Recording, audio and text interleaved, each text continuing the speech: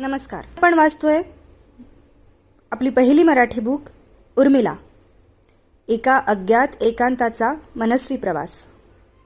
लेखक आहेत समर. राजा जनकांना राज्यकारभारासह शिकार, कृषी, वनविहार अशा अनेक गोष्टींची आवड होती.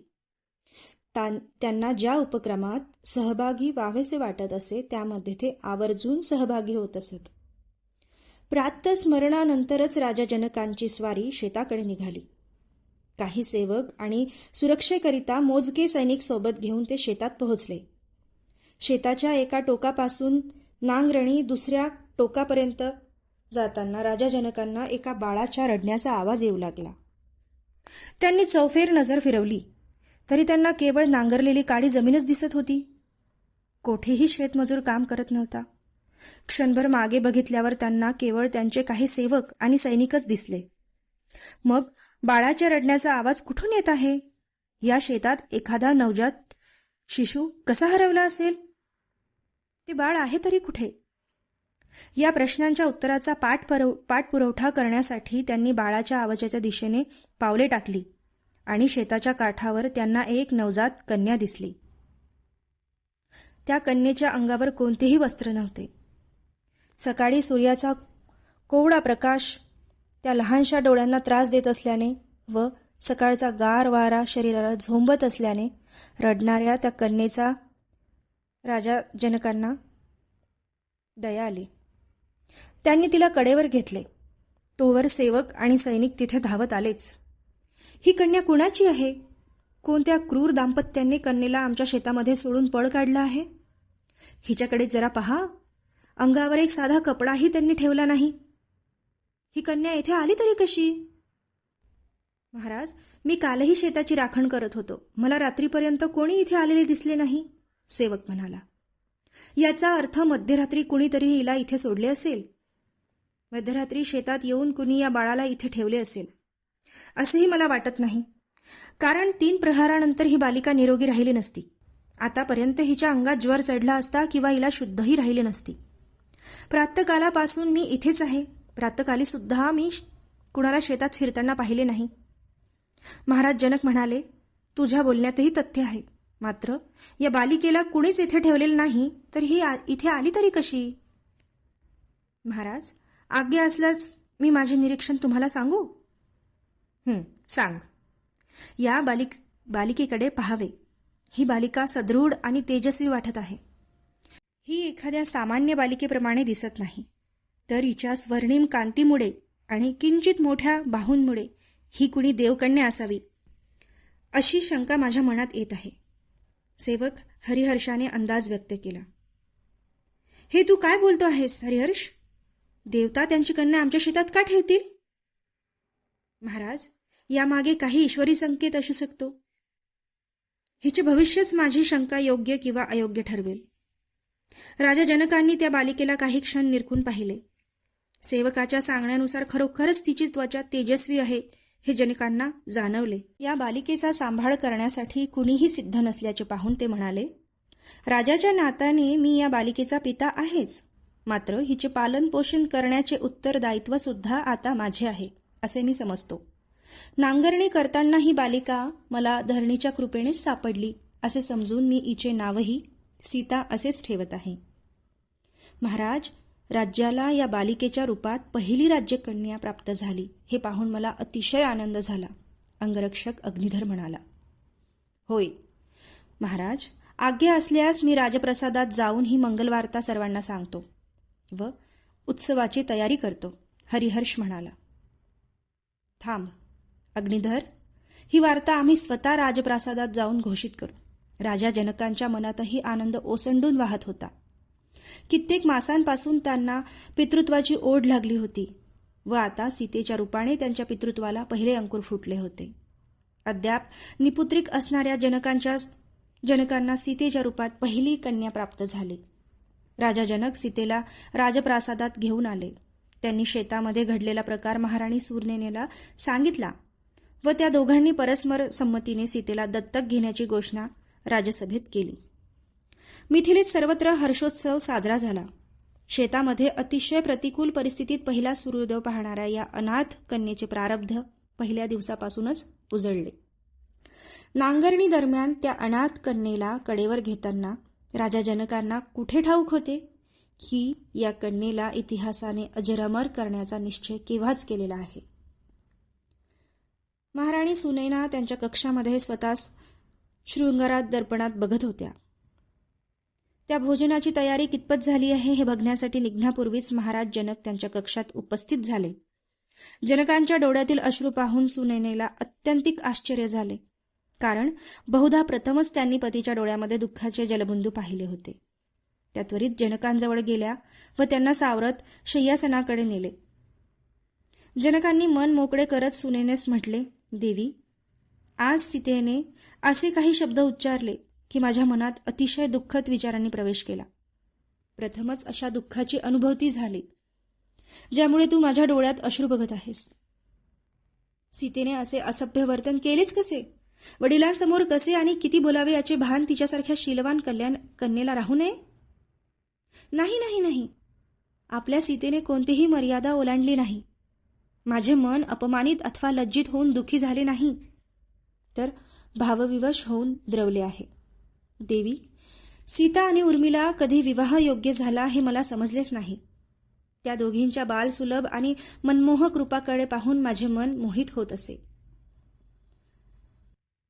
मी आजही त्यांना लहानच समजत होतो, पण आज मला वर्तमानाची जाणीव झाली. देवी, वर्तमान आणि भविष्य अत्यंत दुःखदायी आहे. जनकांच्या हुंदक्यामुळे सुनैनेचे डोळेही अश्रूंनी भरले. नाथ, तुम्ही असे कोड्यात बोलल्यावर मला नेमका प्रसंग कसा कळणार? अशा कोणत्या दुःखामुळे आपल्या डोळ्यात प्रथमच एवढे अश्रू दाटले आहेत? सीतेने आणि उर्मिलेने विवाहाचा विषय काढताच माझे मन द्रवले. मी त्या दोघींच्या डोळ्यातले अश्रू मुळीच बघू शकलो नाही व त्यावेळी माझ्या मनालाही सावरू शकलो नाही. बघता बघता या दोघी मोठ्या झाल्या. आता यांच्या विवाहाची वेळही समीप आली आहे. त्यानंतर आपण काय करायचे देवी? त्यानंतर एकांत कसा सहन करायचा? मला माझ्या विवाहाचा दिवस आठवत आहे. तेव्हा माझ्या वडिलांसह माझा असा संवाद झाला होता.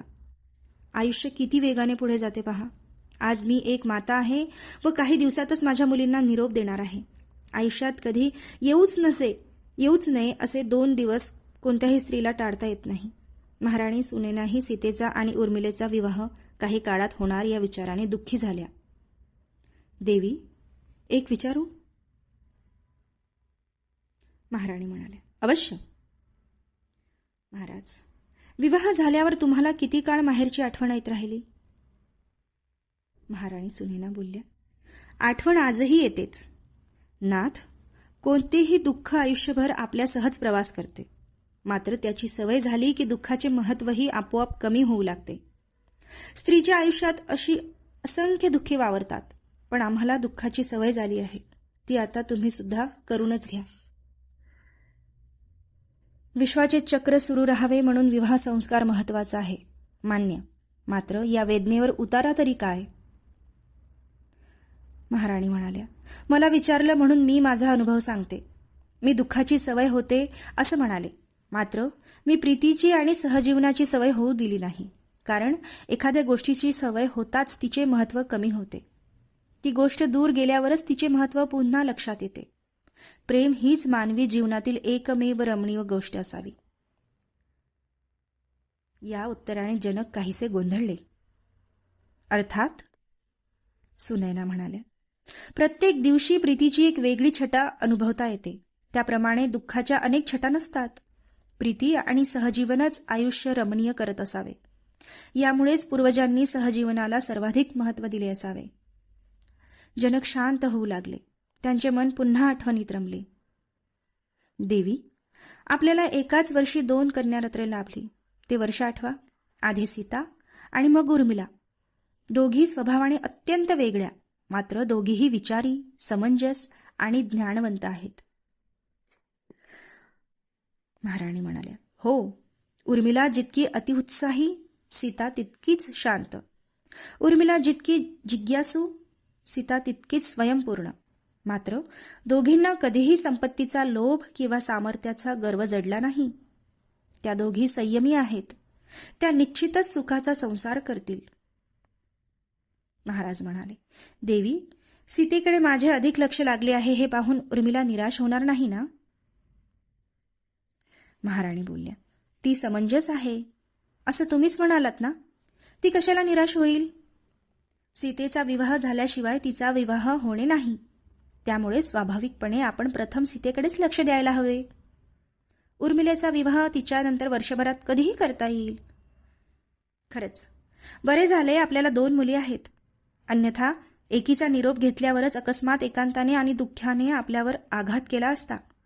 तो सावरण्यासाठी उर्मिला आपल्याजवळ असेल, किमान वर्षभर तरी. महाराणी बोलली, उर्मिलेनंतर मांडवी आहे, तिच्यानंतर श्रुतकीर्ती जाईल. त्यामुळे आपल्याला दुःख सावरण्यासाठी पुरेसा वेळ मिळणार आहे. एक मात्र अवश्य होईल. इथे सीता, उर्मिला, मांडवी आणि श्रुतकीर्ती या चौघींना एकत्र राहण्याची सवय झाली आहे. या 4 बहिणी पुन्हा एकत्र येऊ शकणार नाहीत. ही बाब अत्यंत वेदनादायी आहे. महाराज म्हणाले, होय, आपण असेच स्थळ पाहू जिथे सीतेला फारसा एकटेपणा जाणवणार नाही. एखाद्या भरलेल्या राजप्रासादात ती गेली की आपल्याबाबत विचार करण्यासाठी तिला वेळच मिळणार नाही. महाराणी म्हणाल्या, तुम्ही म्हणत आहात तसेच हो. या दोघींचा विवाह होताच आपल्याला राज्याचा उत्तराधिकारी ठरवावा लागेल. त्याबाबत तुझे काय मत आहे? महाराजांनी विषय बदलला. महाराणी बोलल्या, आपला वंश वाढवण्याकरता एखादा पुत्र दत्तक घेणे क्रमप्राप्त आहे. कारण आपल्याला आणि राजकुमार कुशध्वज यांना कन्यास प्राप्त झाल्याने वंश वाढवण्याकरता आपल्याला वेगळ्या पर्यायांचा विचार करावा लागेल. महाराज म्हणाले, देवी, मी राजकुमार कुशध्वज यांनाच हे राज्य देण्याचा विचार करीत आहे. आपल्याला विवाहानंतर तात्काळ अपत्यप्राप्ती झाली नाही. मात्र कुशध्वजाला विवाहानंतर लगेच 2 कन्या रत्ने लाभली. त्याला 3रे अपत्य होणे शक्य आहे. पुढे उत्तराधिकारी कुणास करायचे हे त्यांनीच विवेकाने ठरवावे असे मला वाटते. अतिशय उत्तम विचार आहे. राजकुमारही तुमच्याप्रमाणेच न्यायाचे राज्य प्रस्थापित करतील, यात कुणालाही शंका नाही. तसेच त्यांनी इतक्यात वानप्रस्थ स्वीकारण्याची गरजही नाही. सुनैनेने संमती दर्शवली. महाराज म्हणाले, होय, त्यामुळेच राज्य कुशध्वजाला द्यावे असे मला वाटते. योग्य वेळ आली की याबाबत अधिक चिंतन करू. मी केवळ मनोरथ तुम्हाला सांगितला. सर्व काही असे कसे वेगाने बदलत आहे. पण आपण आता सीतेच्या विवाहाकडे अधिक दुर्लक्ष करू नये महाराज. ती योग्य वयात आहे. त्यामुळे तिचा विवाह आता शीघ्रातिशीघ्र व्हावा. देवी, खरे तर मी तिच्या विवाहाबाबत एक निर्णय घेतला आहे. मात्र तो अद्याप तुला सांगितला नाही. विवाहाबाबत निर्णय? होय, तिचा विवाह आपण सामान्य पद्धतीने करू नये असे मला वाटते. मग तुमच्या मनात आहे तरी काय? सुनैनेने उत्सुकतेने विचारले. जनक उत्तरले, स्वयंवर. राज्योद्यानात 4ही राजकुमारी एकत्र येऊन तिथल्या सुखद आणि सुगंधी वातावरणाचा आनंद घेत होत्या. कित्येक दिवसानंतर पावसाने विश्रांती घेतल्याने चौघींना राजप्रासादाबाहेर पडणे शक्य झाले होते. मिथिला डोंगर दऱ्यांनी वेढली असल्याने तिथे उन्हाळ्यातही हिवाळ्यासारखे थंड वातावरण अनुभवता येत असे. अतिशय उबदार वस्त्र परिधान करण्याशिवाय नागरिकांकडेही दुसरा पर्याय नव्हता. शेतकरी पावसाळ्यात सर्वाधिक कष्ट करीत असत. उर्वरित प्रजा बाहेरचे वातावरण आणि पावसाची शक्यता पाहूनच घराबाहेर पडत असे. राजकुमारींना राजप्रसादाबाहेर पडण्याची संधी प्राप्त झाली होती. उद्यानाची डागडुजी पूर्ण होताच त्या उद्यानाच्या दिशेने निघाल्या. नानाविध फुलांनी नटलेल्या त्या उद्यानात या चौघींच्या रूपात जणू श्रावणच विहरत होता. केवळ उद्यानाच्या सौंदर्यामुळे नव्हे, तर मुक्तपणे विहार करण्याच्या आल्हाददायक भावनेमुळे राजकन्या उल्लसित झाल्या होत्या. राजकन्येचे जीवन जितके समृद्ध असे तितके शिष्टाचारांनी जखडलेले असे. राजकुमारांनी कुठे जावे, कुठे फिरावे, कुणाशी बोलावे, तसेच बोलताना मर्यादा कशी राखावी याचेच प्रशिक्षण त्यांना दिले जात असे. भारताच्या काही ठराविक भागांमध्ये चाणाक्ष विदुषींना ज्ञानार्जनाची सुविधा देखील उपलब्ध होती. मात्र प्रथमतः त्यांनी औपचारिकतेच्या सर्व निकषांचा अंगीकार करावा लागत असे. त्यामुळे मुक्ततेचे 2 क्षण त्यांना मोजक्या ठिकाणीच उपभोगता येत असत. त्यापैकीच राज्योद्यान एक महत्त्वाचे ठिकाण. सकाळचे कोवळे ऊन अंगावर घेऊन आणि विविध रंगाच्या फुलांना न्याहाळल्यानंतर चौघी उद्यानाच्या मध्यभागी आल्या. एका मोठ्या वृक्षाला बांधलेल्या 2 झोक्यांवर सीता आणि मांडवी बसल्या, तर उर्मिला आणि श्रुतकीर्ती त्यांच्या शेजारी उभ्या राहिल्या. प्रकाशाची एक रेष उर्मिलेच्या सर्वांगावर रेखाटली गेली, मात्र ती कोवळ्या उन्हाचा आनंद घेत त्या रेषेपासून दूर न जाता तेथेच उभी राहिली. सीता दासींच्या, सखींच्या आणि बहिणींच्या सहवासात रमत असे, मात्र ती सदैव शांत राहायची. मांडवीचा स्वभाव धोरणी पण मनमिळावू असा होता. श्रुतकीर्ती अत्यंत चंचल होती. या भिन्न स्वभावाच्या कुमारिका आनंदाने एकमेकांच्या सहवासाचा आनंद घेत असत. धाकटी श्रुतकीर्ती उर्मिलेकडे बघत मांडवीला चिडवण्याच्या उद्देशाने म्हणाली, ताई, आजकाल एक व्यक्ती अतिशय आनंदात असते, नाही का? तिच्या आनंदाचे काय कारण असावे? मांडवी ताईला चेहऱ्यावरचे भाव लपवणे जमत नाही, त्यामुळे तिच्या मनातले समोरच्याला सहज वाचता येते. पण ज्येष्ठ राज्यकन्येला मनोभाव लपवणे इतके सहज शक्य असते की तिच्या मनातली स्वयंवराबाबतची असलेली उत्कंठा आपल्याला मुळीच दिसत नाही. उर्मिला मांडवीला पाठीशी घालत सीतेकडे वळली. तुम्ही दोघी धाकट्या आहात, म्हणजे तुमचा विवाह 50 वर्षांनी होणार आहे असे समजू नका. तुम्हाला चिडवण्याची जी संधी आज मिळत आहे ती संधी आम्हालाही आमच्या विवाहानंतर प्राप्त होणार आहे. तेव्हाचा विचार करून आत्ताच सावध व्हा. मांडवीने दोघींना सावध करण्याचा प्रयत्न केला, पण श्रुतकीर्ती हे ऐकून थांबणारी नव्हती. भविष्याची चिंता करत बसणाऱ्यांना कधी सुख लाभले आहे? श्रुतकीर्ती म्हणाली. वा ग वा, तुला आज तत्वज्ञान सुचत आहे. का न सुचावे? माझी मनोव्यथा तुझ्यासारखी कुठे आहे? तुला हे तत्वज्ञान न सुचणे अगदीच स्वाभाविक आहे, हो ना ताई? श्रुतकीर्तीने पुन्हा उर्मिलेची मदत घेतली. अगदी योग्य बोललीस. श्रुतकीर्ती, तुला एक गंमत ठाऊक नाही. तत्वज्ञानाचा गंभीरपणा चेहऱ्यावर धारण करून इतरांच्या सर्व प्रश्नांना दूर ठेवता येतं. तुला उदाहरणच हवे असेल तर हे झोक्यावरचे झुलणारे उदाहरण बघ. उर्मिला सीतेच्या खांद्यावर हात ठेवत म्हणाली. सीताही गालातल्या गालात हसली, पण काही बोलली नाही. तिला बोलते करायचे म्हणून उर्मिलेने एक प्रश्न विचारला. ताई, तुला काय वाटते तत्वज्ञानाबद्दल? आता तारुण्यात कोणते तत्वज्ञान तुला श्रेष्ठ वाटते? सीतेने तिला उत्तर दिले. तुला या प्रश्नांपासून दूर ठेवणारे तत्वज्ञानच सर्वश्रेष्ठ म्हणायला हवे. सीतेने उर्मिलेचा प्रश्न तिच्याकडेच परतविला. सीतेच्या आघाडीचा फायदा घेत मांडवी म्हणाली, ताई, या उर्मिलेच्या बोलक्या स्वभावावरच न जाणे किती राजकुमार भाळतील. ज्येष्ठ कन्येचा विवाह प्रथम होण्याचा प्रघात नसता तर हे कन्यारत्न केव्हाच दूर गेले असते. पण तुमच्याशिवाय जगणे खरोखरच शक्य होईल का? मला तर इतर तरुणींच्या भाग्याचा हेवा वाटतो.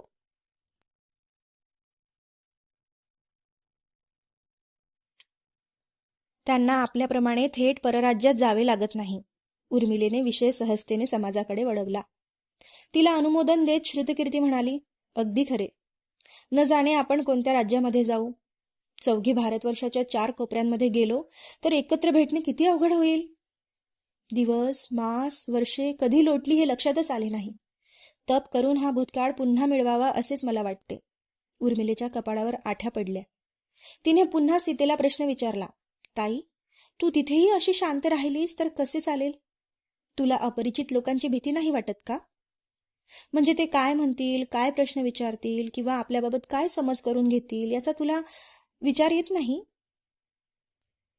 उर्मिले, देवीच्या कृपेने मला शांतता वाचणारा, समजू शकणारा पती मिळाला तर किती बरे होईल ना.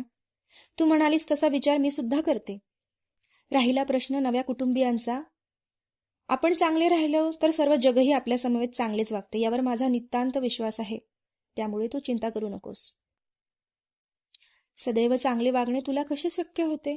माझे स्वतःवर इतके नियंत्रण नाही. मांडवीच्या चेहऱ्यावर प्रश्नार्थक मुद्रा उमटली. मला सदैव चांगले वागण्याचे ओझे मनावर ठेवण्यापेक्षा क्षणभर वाईट वागल्याचे दुःख अधिक कष्टप्रद वाटते. तुला प्रत्येक घटनेला धैर्याने आणि शांततेने तोंड देण्याची सवय आहे. ती सवय आम्हाला नाही. मग आम्ही काय करावे? तात म्हणतात की याऐवजी ते अशी सोय जीवनात करताच येत नाही. इतके पर्याय आपल्याकडे नसतातच. खरं तर मी मनातली प्रत्येक भावना व्यक्त करण्याचा प्रयत्नच केला नाही. त्यामुळे मला व्यक्त होण्याचा दुसरा पर्याय काय असू शकतो याची कल्पनाही नाही. पण संयमाला दुसरा पर्यायही नसावा असे माझे आकलन आहे. होय, संयमाला दुसरा पर्याय नाहीच. संयम हा तर राजकुळाचा प्रथम धर्मच आहे. दंड ठोठावताना असो किंवा स्वतःच्या मर्यादांचे पालन करताना असो, संयम हा सर्वत्र गरजेचा आहे. सहमती दर्शवत उर्मिलाही म्हणाली, तुम्ही सांगत आहात ते अगदी यथार्थ आहे. या संयमाच्या आणि त्यागाच्या बदल्यात आपल्याला अनेक ऐतिहासिक आणि अभूतपूर्व घटनांमध्ये सहभागी होता येते. हे काय थोडे आहे? थोर राजे, थोर मातांच्याच उदरी जन्म घेतात. अनेक स्वयंवरांनी इतिहास बदलले आहेत. तिघींनी स्मित केले. काही क्षण कुणीही बोलले नाही. चौघी विचारात गुंतल्या. चौघींच्या विचारांची शृंखला खंडित करत मांडवी म्हणाली, स्वयंवराच्या उल्लेखामुळे बरे आठवण झाली. महाराज आपल्या थोरल्या बहिणीकरता लवकरच स्वयंवर आयोजित करण्याचा संकल्प करत आहेत म्हणे. मागोमाग उर्मिला म्हणाली, आणि ते अत्यंत भव्य असणार आहेत. त्यात नेमका काय विचार करत आहे हे अद्याप समजले नाही, तरी ते निश्चित काहीतरी अभूतपूर्व करण्याच्या विचारात आहेत असे दिसतंय. अर्थात ताईनंतर आपल्याकरताही स्वयंवरांचे आयोजन होणार? श्रुतकीर्तीने विचारले. आधी ताईचे स्वयंवर तरी होऊ दे, मग आपले बघू, मांडवी उत्तरली. स्वयंवराबाबत माझ्या मनात भीती आणि उत्सुकता या दोन्ही भावना आहेत. स्वयंवराचा पण जो जिंकेल तो राजा सदाचारी आणि विवेकी असेलच हे सांगता येत नाही. मात्र तो बल आणि विवेक या दोन्ही गुणांनी युक्त असावा, तर उर्वरित आयुष्य अत्यंत आनंदात व्यतीत करता येईल. त्यात स्वयंवराचा कोणता प्रकार ठरवतात यावरही अनेक गोष्टी अवलंबून आहेत. दमयंतीप्रमाणे साधे सरळ स्वयंवर असले तर मला क्षणार्धात निवड करता येईल. दमयंतीला समोर दिसणाऱ्या 100 राजांमधला सर्वात देखणा राजा निवडून स्वयंवर संपन्न करायचा होता. तिच्या स्वयंवरात कोणतीही स्पर्धा नव्हती, त्यामुळे कुणाचा अपमान होण्याचा प्रश्न नव्हता. मात्र उर्मिला म्हणाली त्याप्रमाणे त्यांचा काहीतरी अभूतपूर्व करण्याचा मानस असेल तर कल्पना रंगविण्यात काहीच तथ्य नाही. त्यामुळे मी मनाला स्वयंवराच्या विचाराकडे जाण्यापासून रोखते. मात्र विचारांना पूर्णपणे रोखणे कुणाला शक्य होतंय? सीतेने प्रामाणिकपणे भावना व्यक्त केल्या. तुझ्या स्वयंवराच्या विचारांना दूर ठेवणे आम्हाला शक्य होत नाही, तर तुला हे किती अवघड झाले असेल. तू बोलत होतीस तेव्हाच कित्येक विचार मनात आले. स्वयंवराकरता कोणत्या स्पर्धेचे आयोजन होईल बरं? मल्लयुद्ध, धनुर्विद्येची स्पर्धा, वादविवाद, बुद्धीचा आविष्कार की केवळ वाक कौशल्य? तू म्हणालीस त्याप्रमाणे स्पर्धा घोषित झाल्याशिवाय आपण वराचा अंदाज बांधणे उचित नाही, मांडवी म्हणाली. विषयाला गंभीर होताना पाहून वातावरण पुन्हा सामान्य करण्यासाठी उर्मिला गमतीने म्हणाली, आपल्याला एक लाभ नक्कीच आहे.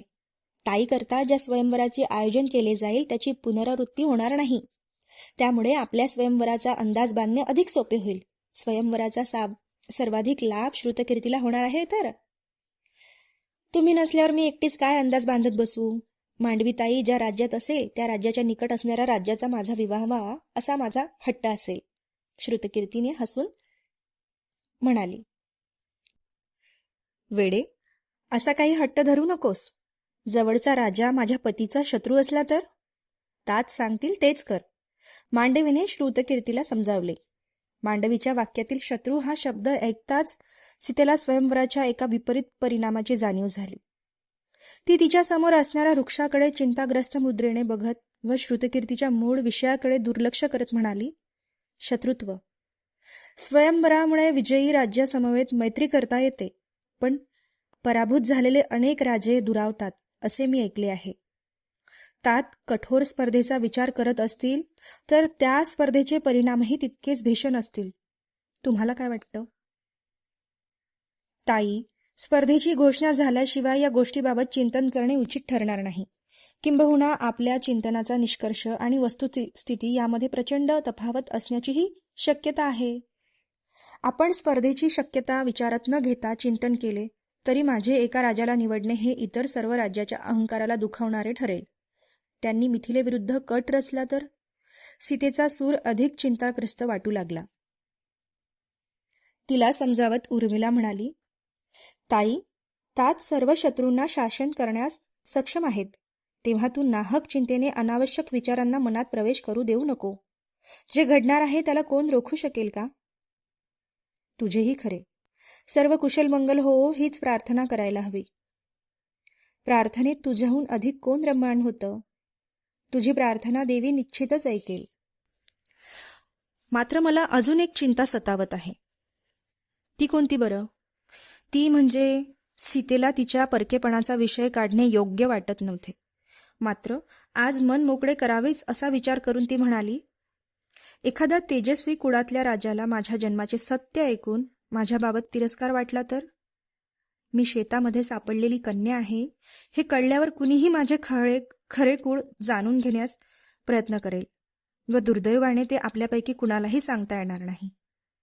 सीतेचे वाक्य संपताच मांडवी झोक्यावरून उठली व तिच्याकडे बघत किंचित रागाने म्हणाली, तू आमची ज्येष्ठ बहीण आहेस आणि विदेह देशाची राजकन्या आहेस.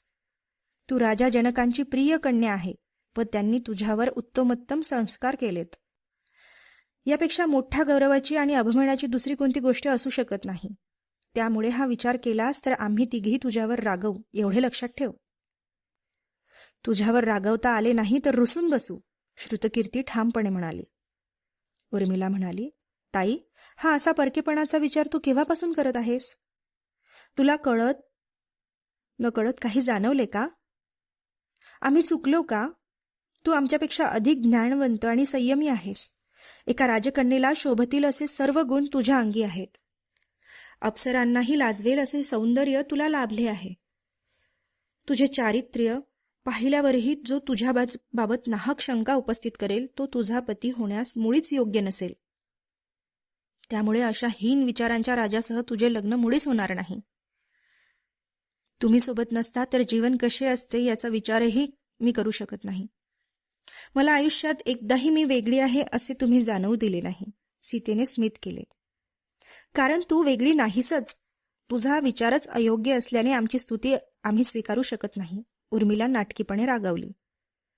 उर्मिलेच्या गालावर हात ठेवत सीता म्हणाली, या प्रेमळ मुलीचा सहवास मला किती दिवस लाभेल बरं?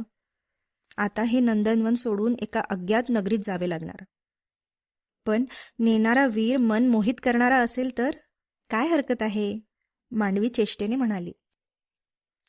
हो, तसे झाले तर आनंदच होईल. पण मी त्याबद्दलचा विचार करत आहे. त्या बदलाचा विचार करत आहे. आयुष्य प्रत्येक टप्प्यावर काहीतरी देते आणि दुसऱ्या हाताने काहीतरी हिरावून घेते. सीतेने दीर्घ उच्च श्वास सोडला. त्यानंतर काही कौटुंबिक विषयावर चर्चा झाली. सीतेच्या स्वयंवराचा विषय मधून मधून येत होताच. असे होणे स्वाभाविक होते, कारण प्रथमच त्या कन्या स्वयंवर प्रत्यक्ष पाहणार होत्या, अनुभवणारही होत्या. उर्वरित तिघी राजकन्या विवाहयोग्य वयात असल्या तरी तुर्तास त्यांना सीतेच्या विवाहाबाबत अधिक उत्सुकता होती. कारण ज्येष्ठ कन्या या नात्याने सर्वप्रथम तिचाच विवाह होणार होता. तिच्या स्वयंवराबाबत वेगवेगळ्या कल्पना करत त्या राजप्रासादाकडे परतल्या. त्या चौघी एकाच नगरात राहत असल्या तरी त्या सदैव एकत्र राहत नसत. त्या चौघींमध्ये नकळत 2 जोड्या झाल्या होत्या.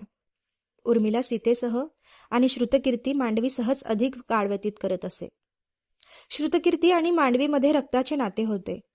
स्वभावही काहीसे समान होते. उर्मिला आणि सीता रक्ताने जोडल्या नसल्या तरी उर्मिलेला सीतेचा लळा लागला होता. विवाहापर्यंत उर्मिलेचे जीवन सीतेभोवतीच फिरत होते. तिच्या प्रत्येक निर्णयात तिच्या बहिणींचा, विशेषतः सीतेचा सहभाग असे. सीतेच्या प्रारब्धातच उर्मिलेचे प्रारब्धही समाविष्ट असल्याने बहुधा नियतीने स्वतःहूनच या दोघींच्या मनात एकमेकींबाबत आत्यंतिक स्नेहाची भावना पेरली असावी. तसे नसते तर क्रोध आणि द्वेषाच्या अग्नीमध्ये जळून उर्मिलेचा त्याग व्यर्थ ठरला असता. मात्र त्या परस्पर स्नेहामुळेच भविष्यातही तिला सीतेचा राग आला नाही. उर्मिलेला मांडवी आणि श्रुतकीर्तीचा सहवास सीतेपेक्षा 12 वर्ष अधिक लाभला. मात्र तिच्या जीवनात सीतेचे स्थान कुणालाही प्राप्त करता आले नाही. सीतेकरिता स्वयंवराचे आयोजन झाले. दिवसागणिक देशादेशीचे राजे महाराजे सीतेशी विवाह करण्यासाठी मिथिलेत दाखल होऊ लागले. राजा जनकांनी सीतेच्या सौंदर्यावर भाळणाऱ्या राजाला सीतेचा हात देण्यापेक्षा स्वतःच्या पराक्रमाने सीतेचे मन जिंकणाऱ्या राजालाच सीतेचा हात द्यावा असा निश्चय करून एका कठोर स्पर्धेचे आयोजन केले. राजा जनकांच्या प्रासादामध्ये ठेवलेल्या भगवान शंकराच्या धनुष्याला जो महावीर प्रत्यंचा लावू शकेल त्याच्याशीच सीतेचा विवाह होणार होता. या आव्हानाला पेलण्यात अनेक राजांना अपयश आले. मात्र ते राजा जनकांनी गृहीतच धरले होते. विश्वात एखादाच वीर हे कार्य करण्यासाठी सक्षम असावा हे त्यांना ज्ञात होते. रात्रीची वेळ. उर्मिला इंद्रकोशात उभी होती. चंद्रमा कोमल प्रकाश तिच्या अंगावर चंदेरी रेषा आखत होता. उर्मिलेचे गेले काही दिवस अनेक राजांच्या कुटुंबातील स्त्रियांचे स्वागत करण्यातच गेले असल्याने तिला स्वतःसाठी मोकळा वेळ मिळालाच नव्हता. ती विचार करू लागली. रोज प्रातःकाली उठून स्वतःस शृंगारायचे, परराज्यातील राजमातांसमवेत आणि आलेल्या राजाच्या कुटुंबातील इतर स्त्रियांसमवेत उठबस करायची, स्वयंपाकात मातेची मदत करून रात्री पुन्हा निजावयास जायचे. हा दिनक्रम अजून किती दिवस चालणार आहे? शृंगार हा माझ्या आवडीचा विषय असला तरी प्रतिदिन सर्व अलंकार परिधान करून प्रासादात फिरणे कंटाळवाणेच झाले आहे. किती ते अलंकाराचे वजन? प्रत्येक राजकन्येला आणि महाराणींना भेटतात कृत्रिम स्मित करण्याचाही मला आता कंटाळा आलेला आहे. कधीही भेट न झालेल्या व्यक्तीसोबत अगदी जन्मापासून ओळख असल्यासारखे का बोलायचे? हा कसला शिष्टाचार? असो, याला पर्यायही नाही. या व्यस्त दिवसांपेक्षा ही शांत रात्र किती चांगली आहे. कोणत्याही अलंकाराची किंवा शृंगार लेपनाची आवश्यकता नाही. सतत आनंदी मुद्रेसह फिरण्याचीही आवश्यकता नाही. इथे एकांत असल्याने भूतकाळाचा आणि भविष्याचा शांतपणे विचार करता येतो. मी इथे ताईच्या स्वयंवरामुळे माझी अशी कशी धावपळ होत आहे याचा विचार करते. किंतु तिकडे ताईला माझ्या एवढी सवड मिळत नसेल. मी या फावल्या वेळात कोणतीही चिंता मनामध्ये न बाळगता माझ्या भविष्याचे स्वप्न पाहू शकते, शांतपणे निजू शकते. पण ताईला हे शक्य होत असावे का? मला प्रतिदिन स्वतःला शृंगारावे लागते, तसे ताईला तिचे मनही प्रतिदिन नव्याने शृंगारावे लागत असेल. कारण आदल्या दिवशी नगरात आलेला राजकुमार पराभूत होऊन माघारी फिरतो आणि दुसऱ्या दिवशी नव्या राजकुमारीची भेट होत असते. नव्या राजकुमारीची ओळख होते. प्रत्येकाशी आदराने आणि स्नेहपूर्वकच बोलावे लागते. कारण कुणास ठाऊक स्वयंवर जिंकणारा राजकुमार कोणत्या राजकुळाचा असेल. कुणाकडे दुर्लक्षही करता येत नाही. अशा वेळी ताई काय करत असेल? मी तिची बहीण म्हणून सगळ्यांना भेटते, पण तिला तर वेगळ्या भूमिकेतून प्रत्येक राजकुटुंबाला भेटावे लागत असेल. त्यापैकी कुणीही स्वयंवरानंतर तिचे आप्त होऊ शकतात हे ठाऊक असल्याने ती प्रत्येक कुटुंबाला वेगवेगळ्या उत्सुकतेनेच भेटत असेल. ती भावना अजून माझ्या लक्षात येणारही नाही. पण आजवर सर्व राजकुमार स्वयंवरात पराभूत झाले आहेत. प्रातःकाली उत्सुकतेने नव्या कुटुंबांना भेटणारी सीताताई रात्री निराश होऊन तिच्या कक्षात जात असेल. ती कित्येक दिवस निद्रेतून उठतानाच हा विचार करत असेल की आज स्वयंवर जिंकणारा तरुण मिथिलेत आला असेल का? आजचा दिवस स्वयंवराचा शेवटचा दिवस ठरेल का? अजून स्वयंवर पूर्ण न झाल्याची जाणीव तिला निराश करत असेल. खंत तिला सतावतच असेल. मी माझ्या धावपळीचा विचार करत बसले आहे. मी तर ताईचे दुःख कमी करण्यासाठी तिला शक्य असेल तितक्या वेळा भेटायला हवे. पण तिच्या मनातील खंत मला अजून का सांगितलेली नसेल? पण तिने तिच्या मनातील खंत मला अजून का सांगितली नसावी? इतरांसमोर कृत्रिम स्मित करताना ती खंत लपवता येत असेलही, पण ती माझ्यापासून तिचे दुःख का लपवेल? मला विश्वास आहे की ती मन मोकळं करण्यासाठी माझ्याकडेच येईल. त्यापूर्वीच मी तिच्यासमोर हा विषय काढावा का? नकोच. अजूनही आशा संपलेली नाही. कुणी वीर मिथिलेकडे एव्हाना निघालाही असेल. मी दुःखाबाबत बोलून ताईला अधिक निराश का करावे? ती स्वतःहून माझ्याकडे येईल. तिला परिस्थिती स्वीकारण्यासाठी वेळ द्यायला हवा. मांडवी आणि श्रुतकीर्ती हळूहळू स्वयंवराच्या कामाकडे दुर्लक्ष करीत आहेत हे सगळ्यांच्याच लक्षात आले. पण मी त्या दोघींना दोष देणार नाही. कारण त्या दोघी वेगळ्या प्रासादात राहतात.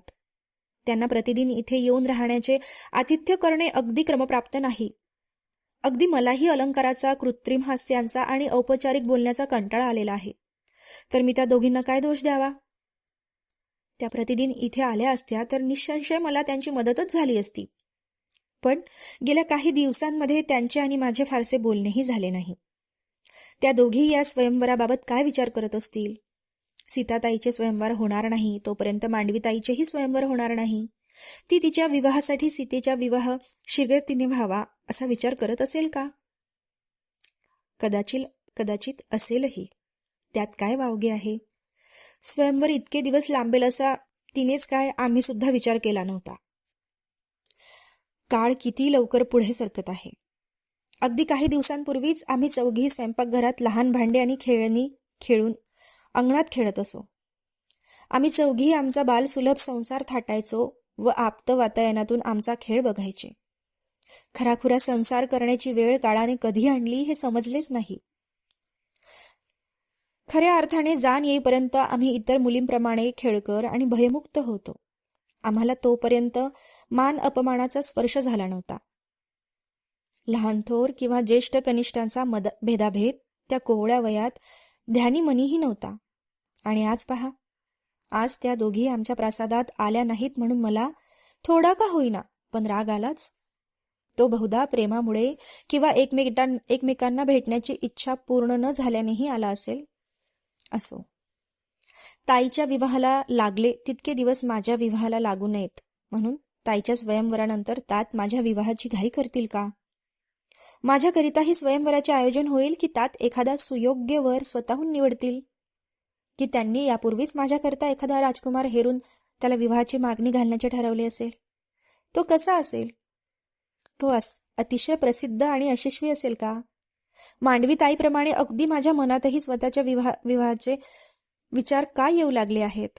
अजून ताईचा विवाह व्हायचा आहे तरी हे मन स्वतःचाच विचार करीत आहे. आई वडिलांपासून आप्तांपासून स्वतःच्या राज्यापासून दूर जाण्याचे दुःख मनाच्या एका भागात आहेच. मात्र ते स्वीकारून आयुष्यातील नव्या शक्यतांचा विचार करत रोमांचित होण्याचे कार्य मनाचा दुसरा भाग करत आहे. मी एका विचित्र ठिकाणी उभी आहे. इथे भूतकाळाचे दुःखही आहे आणि भविष्याचा रोमांचही आहे. स्वयंवर आयोजित केल्यामुळे विवाहाला किती उशीर होतो हे पाहून तात माझ्या स्वयंवरात असा कठोरपण ठेवणार नाहीत असं वाटतं. कुणी सुकुमार आणि सत्शील तरुण त्यांच्या डोळ्यासमोर दिसला की झालं. शिवाय स्वयंवराची स्पर्धा जिंकणारा जीवनाची स्पर्धा जिंकेलच याची काय शाश्वती? स्पर्धा जिंकण्यासाठी बल आणि विद्याच आवश्यक असते, मात्र जीवनासाठी शालीनता आणि संयम आवश्यक असतो. हाच विचार ताई सुद्धा करत असेल का? कारण ती तर प्रत्यक्ष स्वयंवराच्या प्रक्रियेत सहभागी आहे. तिच्या मनात कोणत्या विचारांची उलटपालट होत असेल? राजकुमार असेच पराभूत होत राहिले तर ती मनोव्यथा काही दिवसांतच व्यक्त करेल. उद्या मी तिच्या हावभावांचे बारकाईने निरीक्षण करेल. तिच्याशी अधिकाधिक बोलण्याचा प्रयत्न करेल. तिच्या मनात नेमकं काय सुरू आहे याचा किमान अंदाज मला बांधता येईलच. वातावरणातील गारवा आता वाढला होता व उर्मिलेच्या अंगाला झोंबतही होता. तिने वातायनाला झाकले. दुसऱ्या दिवशी प्रातःकाली उठून पुन्हा महाराणींच्या मदतीकरता जायचे आहे हे लक्षात आल्यावर उर्मिलेने निद्रेला आव्हान करणे सुरू केले. मात्र आता तिच्या विचारांचा प्रवाह कुठे थांबणार होता? तिला तिचे बालपण आठवत होते. व्यक्तीचे बालपण हा केवळ आयुष्यातील सर्वाधिक निरागस काळ नसून आयुष्यावर प्रभाव पाडणारा महत्वाचा काळ असतो. मनात प्रत्येक क्षणी येणाऱ्या सहस्रावधिक विचारांमध्ये बालपणी तयार होणाऱ्या जाणीवेचा अंश असतो. विशेषतः आयुष्यातील प्रमुख वळणांवर उभ्या असणाऱ्या व्यक्तींच्या मानसपटलावर त्या आठवणी प्रकर्षाने झळकत असतात. सीता आणि उर्मिला या दोघी अशाच एका मुख्य वळणावर असताना बालपणी मनावर प्रभाव पाडणाऱ्या घटना आठवत होत्या. बालपणी घडलेली एखादी घटना केवळ आठवणीचा विषय नसते, तर माणसाच्या अनेक विचारांमागचा तो अप्रत्यक्ष संदर्भही असतो. बालपणातल्या अनुभवावरून आणि शिकवणीमुळेच मनुष्याची वैचारिक बैठक तयार होते. त्यामुळे सीता आणि उर्मिलेला मिथिला सोडण्याची वेळ आल्यावर मिथिलेतील रम्य बालपण आठवणेही तितकेच स्वाभाविक होते. बालपणाचा निरोप घेत किशोरवयात प्रवेश करणाऱ्या या दोन राजकुमारींना सोबत घेऊन राजा जनक राजप्रासादाच्या अंगणात फिरत होते. ते अंगणाच्या डाव्या बाजूस येऊन एका मोठ्या झोपाळ्यावर बसले. सीता आणि उर्मिला त्यांच्या दोन्ही बाजूला ठेवलेल्या लाकडी आसनांवर बसल्या. राजा जनक आज त्यांच्या दोन्ही मुलींना देवासुर संग्रामांची गोष्ट सांगत होते. पृथ्वी आणि स्वर्ग या दोन्ही प्रदेशांवर राक्षसांचे अधिराज्य प्रस्थापित झाल्यानंतर देवतांनी एकत्र येऊन सर्वप्रथम पृथ्वीला जिंकण्याचे ठरवले. त्यांनी पृथ्वीवर सर्व अस्त्रशस्त्र उतरवले व प्रदीर्घ काळ लढा देऊन पृथ्वीला जिंकलेच. पृथ्वीचे राज्य स्थिर स्तरावर झाल्यावर त्यांनी पुन्हा स्वर्गावर आक्रमण केले आणि स्वर्गही जिंकला. तात, हा स्वर्ग कुठे आहे? आपण तिथे जाऊ शकतो का? उर्मिलेने विचारले. का नाही? परमेश्वराची इच्छा झाली तर तो आपल्याला कुठेही नेऊ शकतो. पण तुम्ही तितकी योग्यता आणि शुद्धता तुमच्या अंगी निर्माण करायला हवी. तात, योग्यता कशी मिळवता येईल? सीतेनेही प्रश्न विचारला. बाळ, तू योग्यच आहेस, फक्त अयोग्य होणं टाळलं की झालं. आज इतका विचार करण्याची आवश्यकता नाही. तुम्ही दोघी कथेकडे लक्ष द्या पाहू. पण शुद्धता म्हणजे काय? सीतेने उत्तर जाणून घेण्याचा हट्ट धरला. ते तुला इतक्यात समजून घेण्याची गरज नाही. तात, सांगा ना.